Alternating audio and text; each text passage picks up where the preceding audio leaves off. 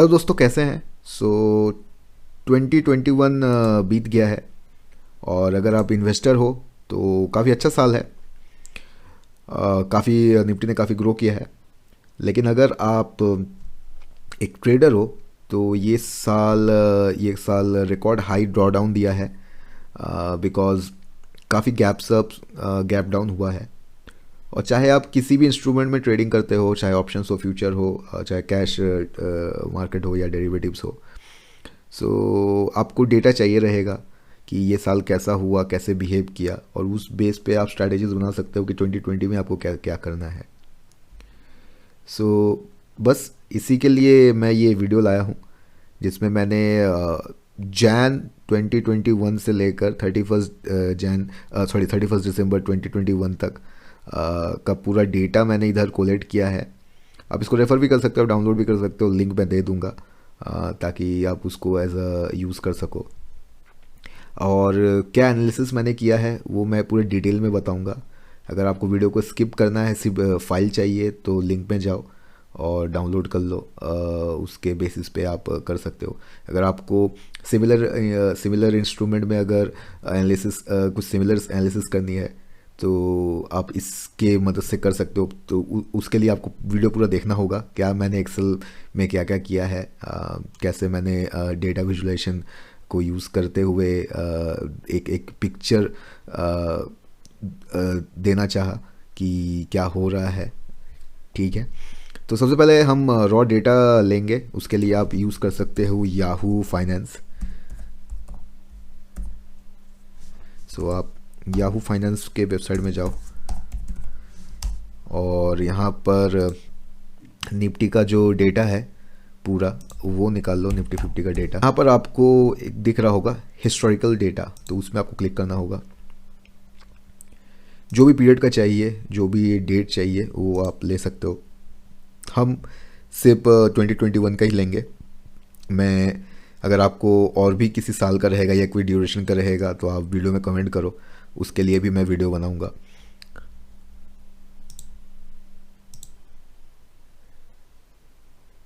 सो 1 जैन मैंने यहाँ सेलेक्ट किया और 31 दिसंबर डन किया। यहाँ अप्लाई करना होगा पहले, फिर मैं ये डाउनलोड करूँगा। अगर आप चाहो तो वीडियो को फास्ट फॉरवर्ड में देख सकते हो, ये सेव करेगा आपका टाइम। तो ये है हमारा फाइल, देख लेते हैं कि पूरा डेटा है या नहीं है, और अगर कुछ एक्स्ट्रा रहेगा तो वो हम हटा देंगे। ये है पूरा डेटा हमारा। तो इसमें काफ़ी कुछ हमको मिलता है। डेट हमें मिल जाता है यहाँ पर, फिर ओपन कितने में हुआ था, हाई क्या गया था, लो क्या था, क्लोज़ कितने में हुआ। ठीक है, फिर एडजस्टमेंट क्लोज। तो होता क्या है कि निफ्टी क्लोज होने के बाद भी जो बड़े ट्रेडर्स रहते हैं और ब्रोकर्स रहते हैं उनका कुछ ऑर्डर्स लगता है, एडजस्ट होता है, तो वो वाला है। तो इसको आप इग्नोर कर सकते हो। बेसिकली ये और ये सेम रहता है, क्लोज और एडजस्टमेंट क्लोज सेम ही होता है। और वॉल्यूम कितना ट्रेड हुआ था, तो ये इंपॉर्टेंट है वॉल्यूम का क्योंकि काफ़ी सारे इंट्राडे जो ट्रेडिंग करते हैं वो वॉल्यूम को देखते हैं। ये भी आपको डेटा मिल जाएगा। आज के वीडियो के लिए मैं ऑप्शंस में करता हूँ काम, ऑप्शन से सेलिंग करता हूँ। मैं यहाँ पर देखूँगा कि जो लो और हाई जो है वो उसका डिफरेंस क्या है। ठीक है, प्लस ये भी देखूंगा कि कितना परसेंटेज वो फ्लक्चुएट किया है, मतलब वॉलिटिलिटी कैसी थी उसका। उससे रफ एक आइडिया मिल जाएगा कि कितना कितना हमें मार्जिन लेना चाहिए, कितने दूरी पे ऑप्शंस को हमें सेल करना चाहिए, और अगर आप बाई करो तो कितने सामने में हमको बाई करना चाहिए। चलिए देखते हैं। हम क्या कर सकते हैं कि एक डिफरेंस निकाल सकते हैं लो और हाई का। यहाँ पर मैं निकालता हूँ हाई, लिख देता हूँ टॉपिक हाई माइनस लो।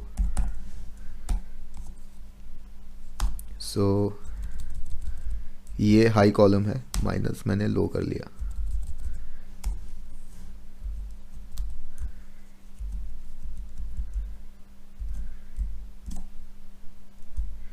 सो ये अमाउंट्स हाई लो का दिया है, बट ये अमाउंट से पता करना बहुत मुश्किल है कि एक्चुअल में कितना हुआ था। तो हम लोग उसको क्या करेंगे, परसेंटेज में डिफ़ाइन करेंगे। तो परसेंटेज में चलिए डिफ़ाइन कर देते हैं इसको। तो मैंने क्या किया, यही अमाउंट को और जो क्लोज नंबर है उससे ले लिया और इसको चेंज करके परसेंटेज में डाल दिया। ठीक है, 2 डेसिमल पॉइंट एक करेक्ट पिक्चर देगी, तो 2 डेसिमल पॉइंट में आते हैं। इसको मैं 2 डेसिमल पॉइंट में कर देता हूँ।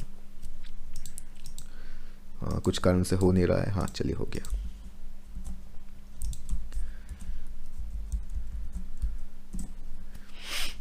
सो ये हमें एक हाई और लो का एक एक एक दे रही है कि आपको अगर ट्रेडिंग करना है, आपको अगर ऑप्शन सेलिंग करना है, तो आप ये इसको रखिए, ये अमाउंट्स को रखिए, और ये अमाउंट्स को अगर आप रखते हो तो ये अगर दूरी में रखते हो परसेंटेज को, तो आपको फ़ायदा ही होगा। ठीक है, सो अब अगर यहाँ पर निकलता है, चलिए इसका हम लोग अब मीन निकालेंगे, मीडियन निकालेंगे, सब करेंगे यहाँ पर हम। सो मैं क्या करता हूँ, ये जो अमाउंट्स हैं इसको एक सिंपल टेक्स्ट फॉर्म में अप्लाई करता हूँ, ताकि डेसिमल्स के बाद का जो पॉइंट है वो हट जाए।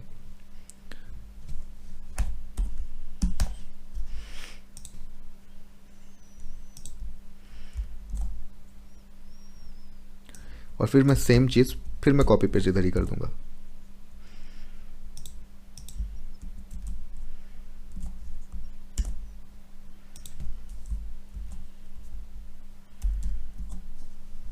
चलो, तो इससे क्या हुआ, यहाँ पर आप देखोगे तो ये फार्मूला में था, ये मैंने ऐसे ही कॉपी पेस्ट कर लिया। तो 37 के बाद जो भी पॉइंट्स में रहेंगे ना, वो सारा अब यहाँ नहीं दिखेगा।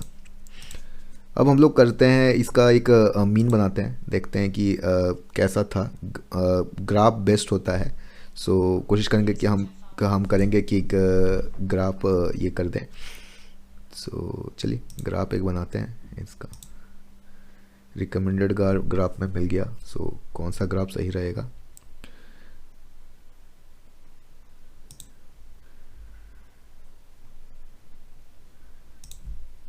तो हमें पूरा डेटा का तो काम है नहीं, सो हम क्या कर सकते हैं, ये पूरा ही कॉपी पेस्ट करके एक नए शीट में ले लेते हैं और यहाँ ग्राफ ड्रॉप करते हैं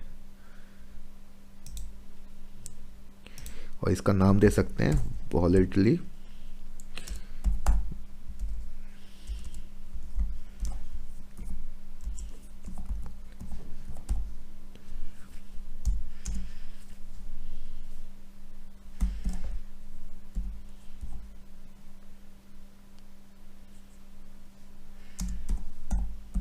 डे वाइज। सो बहुत सारी ग्राफ्स हैं यहाँ पर, जैसा आप देख रहे हो। सो आप कुछ भी किसी में भी डाल सकते हो, कोई इशू नहीं है। लेकिन मैं कोशिश करूँगा ऐसे में डालने का जिससे मुझे एक करेक्ट पिक्चर दे। तो चलो इसमें डाल के देखते हैं, एक करेक्ट पिक्चर मिल जाएगा। इसको बड़ा करते हैं और फिर इसको एनालिसिस करते हैं कि क्या है कैसा है। ठीक है, तो जैसा आप देखोगे मोस्टली 1.5 को ये पार नहीं कर रही है मैक्सिमम डेज। एक दो दिन है जो जिसमें ये 1.5 को पार कर रही है। सो अगर आप ऑप्शन सेल करते हो और इंट्राडे करते हो, सो कोई भी अमाउंट रहेगा उसका 1% ऊपर या नीचे, 1.5% ऊपर या नीचे अगर आप बेच देते हो तो उस दिन आपको फ़ायदा ही रहेगा। जब मैं बोलूँ 1.5% ऊपर या नीचे, तो कैसे आपको निकालना है। तो सपोज़ अभी निफ्टी चल रहा है 18,000 के रेंज में, तो इसका कितना रहेगा 1.5%,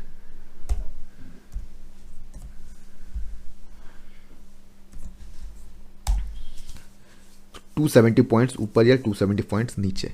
तो दोनों तरफ अगर आप बेच देते हो तो एंड ऑफ द डे में आपको फ़ायदा ही रहेगा। हाँ 270 पॉइंट्स में आपको ज़्यादा प्रीमियम नहीं मिलेगा, लेकिन अगर आप स्टॉप लॉस ट्रिक लगाते हो और अगर उस चलते हो तो आपके लिए काफ़ी अच्छा है। जो ऑप्शन बाई करते हैं उनको ये ध्यान रखना है कि उनको इसके ऊपर का नहीं खरीदना है, नहीं तो उनको फ़ायदा नहीं होगा। तो इनको उनके नीचे ही खरीदना है, मतलब 0.5 अगर वो खरीदते हैं तो क्या करते हैं कि दोनों तरफ अगर खरीद लिया, मान लो पुट साइड भी खरीद लिया, कॉल तरफ भी खरीद लिया, ठीक है। सो अगर दोनों बाई कर लेते हो तो ऑब्वियसली इतना फ्लक्चुएट कर ही रहा है, इतना इतना इतना डे कर ही रहा है। तो जैसे ही वो जैसे ही वो ऊपर या नीचे जाएगा तो आपको फ़ायदा होना चालू हो जाएगा। सो अगर आप बाई करते हो तो आप ये स्ट्रेटेजी भी यूज़ कर सकते हो। जो हमारे भाई कैश मार्केट में करते हैं या फ्यूचर्स में करते हैं वो भी इसका हेल्प ले सकते हैं। हालांकि मुझे ज़्यादा आइडिया नहीं है इसका कि वो कैसे करते हो, क्योंकि मैं खुद फ्यूचर्स में ट्रेडिंग नहीं करता। सो इसके इसके इस पूरा जो चार्ट है ये आपको हेल्प करेगा, ठीक है, काफ़ी सारी स्ट्रैटेजीज बनाने में। कुछ और भी आप देख सकते हो। जैसे अगर आपको गैप अप देखना है कि गैप अप ऑन एवरेज कितना हो रहा है, तो हम सेम वही करेंगे। अब इसमें क्या करेंगे हम लोग एनालिसिस कि गैप अप और गैप डाउन का करेंगे। तो गैप अप्स लिख देते हैं, गैप अप और डाउन। इसको मैं थोड़ा सा कलर कर देता हूँ सो इजीली समझ में आएगा कि हम लोग क्या कर रहे हैं नहीं कर रहे हैं। तो यहाँ पर हम लोग गैप अप और गैप डाउन करेंगे। सो पहला दिन का तो ज़ीरो ही होगा, पहला दिन का कुछ कर नहीं सकते। दूसरे दिन से हम लोग देख सकते हैं कि गैप अप और गैप डाउन कितना हुआ है। इन अ सिमिलर फैशन हम लोग क्या करेंगे, जो ओपन हुआ था, ठीक है, वो माइनस प्रीवियस डे का क्लोज। सो यहाँ पर जो ओपन हुआ है वो एक्चुअली गैप डाउन में हुआ है। तो जो भी माइनस रहेगा वो गैप डाउन है, जो भी प्लस में रहेगा वो गैप अप है। तो चलिए ये भी करते हैं, ये भी करके देखते हैं कि ऑन एवरेज कितना गैप अप या कितना गैप डाउन हो रहा है। तो एक आइडिया मिल जाएगा कि क्या स्ट्रैटेजी हमें लेना है, क्या क्या करना है। काफ़ी लोग करते हैं, इसको भी यूज़ करते हैं। तो चलिए देखते हैं। Now in a similar fashion हम लोग इसको परसेंटेज में ये करेंगे। इसको कर लेता हूँ परसेंटेज, ये भी परसेंटेज है।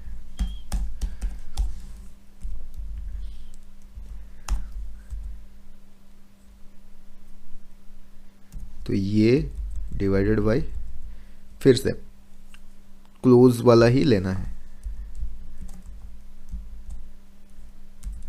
ऐसे ओपन वाला भी लेते हो तो वो सही देगा, कुछ नहीं है। But close for more accurate result आप क्लोज वाला ही ले लो,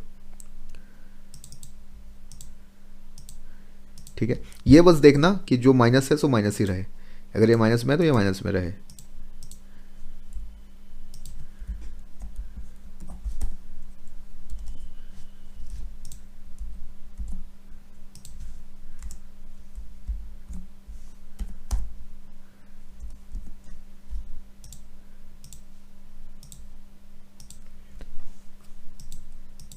फिर से सिमिलर फैशन में क्या करेंगे हम लोग, एक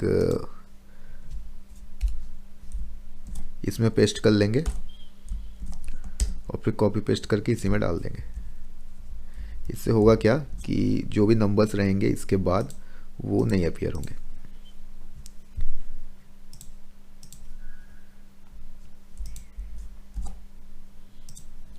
ठीक है, तो पहला जो शीट था वो बेसिकली वॉलेटिलिटी के लिए था।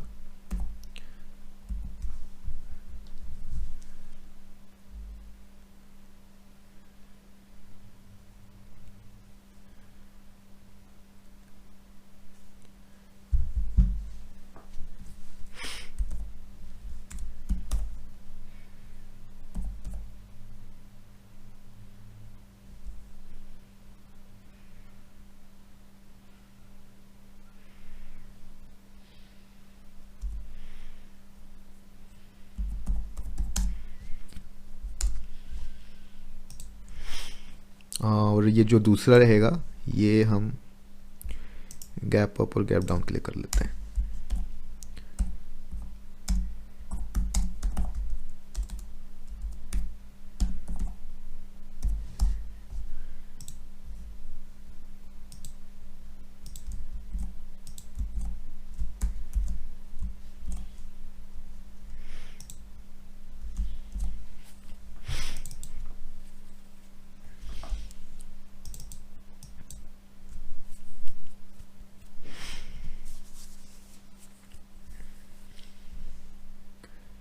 चलिए, तो इन अ सिमिलर फैशन अभी क्या करते हैं, फिर से हम ग्राफ एक डालेंगे, देखेंगे। और मेरे को लगता है जो ग्राफ हम लोग ने पहले यूज़ किया था वही सही है, परफेक्ट ग्राफ रहेगा इसके लिए।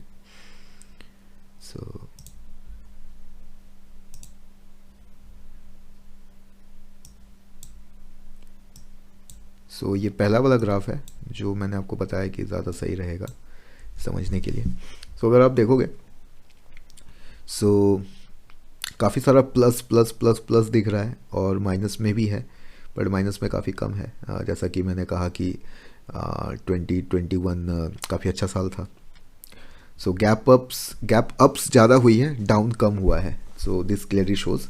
लेकिन हाँ, जब जब गैप डाउन हुआ है तो काफ़ी लंबा लंबा डाउन हुआ है, सो वो आपको देखना पड़ेगा। लेकिन गैप अप ज़्यादा हुआ है। तो अगर आप एक स्ट्रैटेजी यूज़ करते हो जिसमें आप गैप अप पे खेलना चाहते हो, क्योंकि प्रोबेबिलिटी आपको दिखा रहा है कि गैप अप ज़्यादा टाइम होता है, तो आपको क्या करना होगा कि रोज़ 320 के आसपास आप एक फ्यूचर ले लो, और जैसे ही गैप अप ऊपर वो खुले तो आप उसको बेच दो। तो वो एज अ स्ट्रैटेजी आप यूज़ कर सकते हो। काफ़ी अलग अलग तरीके हैं, अलग अलग लोग इस तरीके से ट्रेड करते हैं, तो वो तो उनका स्टाइल है करने का। मैं इधर डेटा पॉइंट्स दे रहा हूँ कि कैसे क्या डेटा पॉइंट आप डेटा देख के आप क्या यूज़ कर सकते हो फॉर फ्यूचर। 2020 भी सिमिलर हो सकता है, 2022 सिमिलर हो सकता है 2021 जैसा। सो अगर आपको लगता है कि ऐसा है तो आप यही सेम चीज़ कर सकते हो, एल्स कुछ और भी कर सकते हो। मुझे सजेस्ट करो। फिलहाल के लिए ये दो स्ट्रैटेजी या दो डेटा पॉइंट मैं दे रहा हूँ। अगर आपको कोई और डेटा पॉइंट रहेगा या आपके दिमाग में कुछ और है, सो वो भी आप भेजो, मैं उस पर भी कुछ ना कुछ एक्सेल में करके आपको भेजूँगा for your reference. Thanks. Video इतना ही था, ज़्यादा लंबा नहीं कर रहा हूँ। Thank you.